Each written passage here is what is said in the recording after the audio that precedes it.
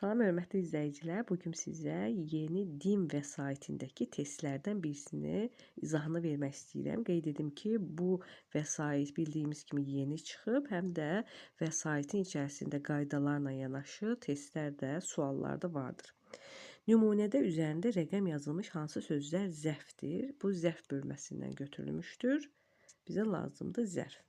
Sözün də su kimi lətafəti var. Burada kimi sözü nədir uşaqlar? Qoşmadır. Zərf deyil. Hər sözü az demək daha xoş olar. Az demək, az nə qədər və demək sözü feilə aid olduğu üçün 3 nə oldu? Daha doğrusu 2 nə oldu? 2 oldu zərf. 2 zərf oldu. 3. Daha xoş olar. Daha sözü nədir? Ədatdır. Və xoş sözü də birlikdə xoş olmaq özü nədir? Feildir. Bir inci saflığı varsa da suda, artıq içiləndə dərd verir o da. Burada da artıq sözün altına xətt çəkilib.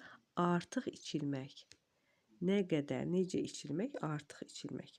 Burada da olacaqdır nə? Zərf.